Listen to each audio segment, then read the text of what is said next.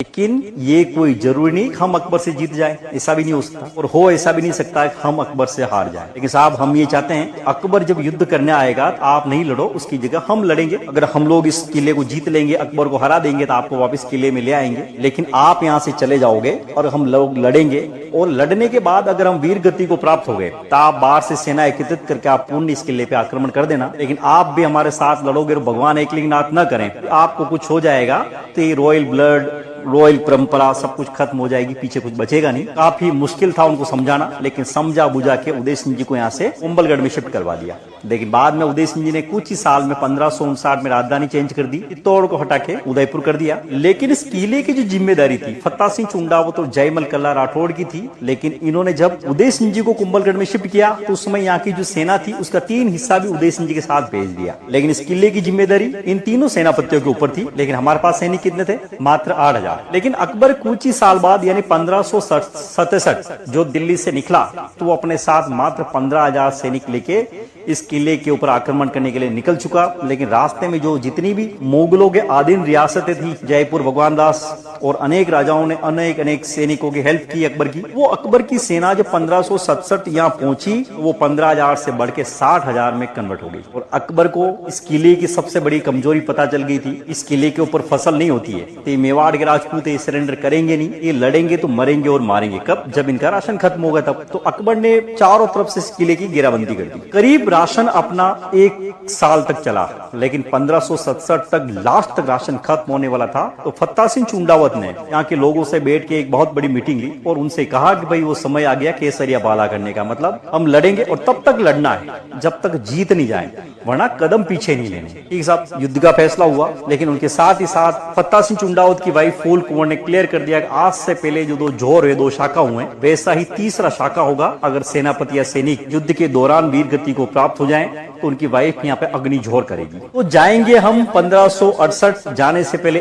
1 दिन पहले इस किले को अच्छे से डेकोर किया, सारे लोगों ने केसरिया वस्त्र धारण किए और एक फेस्टिवल की तरह एंजॉय किया। लेकिन कल जाएंगे तो आज हमारी जितनी भी सैनिकों की वाइफ थी वो इकट्ठी हुई और करीब 7000 महिला इकट्ठी होकर फूल कुंवर के पास में जाके पहुंची और उनको कहा कि महारानी सा कल अपने जो पति ये युद्ध भूमि में जाएंगे, लेकिन ये कहीं अपनी वजह से कमजोर नहीं हो जाए। ये लोग सोच ले मैं युद्ध में जा रहा हूँ, मैं वह वीर गति को प्राप्त हो जाऊंगा तो मेरे बाद मेरे बच्चों का या मेरी बीवी का क्या होगा। इस चीज से इनको आज ही निकाल देते हैं। तो आज रात को 7000 महिलाएं यहाँ पहुंची, 16 श्रृंगार किए और यहाँ पे मंत्र पढ़े गए। मंत्रों में आहुति दी गई, नारियल, घी, चंदन।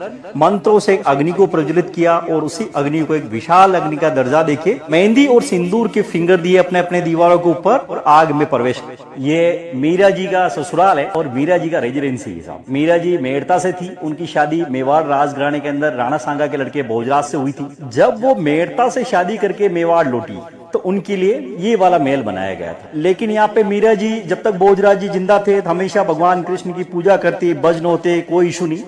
लेकिन भोजराज की डेथ होने के बाद उन्हीं का एक छोटा भाई था विक्रमादित्य सिंह, जिसने मीरा जी से कहा कि भाभी माँ अपन राज परिवार से हैं और अपने कोई शोभा नहीं देता है कि अपन किसी साधु महात्माओं के बीच में बैठ के भजन करें, जो ठीक नहीं है। आप भजन करिए, कोई इशू नहीं, लेकिन इस महल के अंदर किसी प्रकार का कोई भी साधु महात्मा नहीं आएंगे। काफी मीरा जी को समझाया, लेकिन मीरा जी ने उनकी बात को नहीं माना। नहीं मानने पे विक्रमादित्य सिंह जी ने देखा कि कहीं अपने राज परिवार की किसी तरह बदनामी न हो, तो एक ही ऑप्शन है, तो उन्होंने टॉर्चर करना स्टार्ट किया। तो मीरा जी यहाँ से ज्यादा परेशान होकर वो चली गई मीरा मंदिर, जहां मैं आपको लेके चलूंगा और उसका मंदिर का जो गुम्बज भी आपको देख पा रहे होंगे ऊपर से, वहां पे दिखेगा। तो वहां पे जाने के बाद जब मीरा जी साधु महात्माओं के बीच में बैठ के भजन करती तो विक्रमादित्य सिंह ने देखा कि हम भाभी माँ को इतने अच्छे से समझा रहे हैं, ये समझ नहीं रही, इनकी वजह से कि अपना राज परिवार किसी तरह बदनाम न हो। तब तो एक ही ऑप्शन है कि मीरा जी को जान से मार देते हैं। लेकिन बड़े भाई की मिसेस एक माँ का दर्जा रखती है, भाभी माँ, और कोई भी बच्चा हो तो वो अपनी माँ को कभी तलवार से नहीं मारेगा। तो उन्होंने उनकी कमजोरी ली कि मीरा जी हमेशा भगवान कृष्ण की पूजा करके जो भगवान कृष्ण को जो प्रसाद चढ़ाती है, दूध से बनी हुई खीर, जिसमें उन्होंने जहर मिला दिया ताकि ये भगवान को चढ़ाएगी और ग्रहण करेगी, डेथ हो जाएगी। लेकिन मीरा जी ने उस मंदिर के अंदर भगवान कृष्ण का उच्चारण किया, जहर वाला प्रसाद भगवान को चढ़ाया, बच्चा वो ग्रहण किया तो विष उनके लिए एक अमृत बन चुका, उनकी डेथ नहीं हुई। फिर दूसरा चांस लिया कि मीरा जी हमेशा भगवान कृष्ण की पूजा करके बाद में जो फूल अर्पित करती हैं, तो एक फूलों के बेकेट के अंदर सर्प को बिठा दिया ताकि जैसे ही मीरा जी फूल उठाएगी सर्प काट लेगा। लेकिन मीरा जी ने जैसे हाथ डाला तो सर्प एक फूलों का हार बन गया।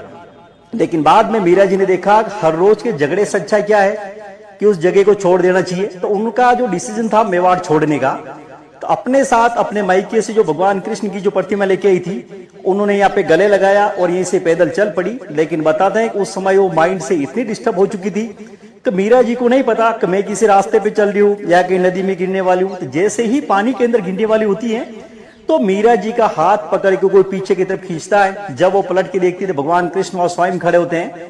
तो वो उनको बताते हैं कि आप मेरे को मेवाड़ की जगह द्वारका में जाके ढूंढो, बेट द्वारका गुजरात। तो वो अपना एक राउंड करती है, यहाँ से सीधा मेड़ता से गोकुल मथुरा वृंदावन होते हुए 1547 में वो द्वारका पहुंचती है।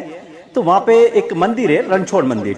उस मंदिर के अंदर सिर्फ मीरा जी का प्रवेश करते हुए देखा गया था, निकलते हुए किसी ने देखा नहीं है। बताते हैं कि उस मंदिर के अंदर उन्होंने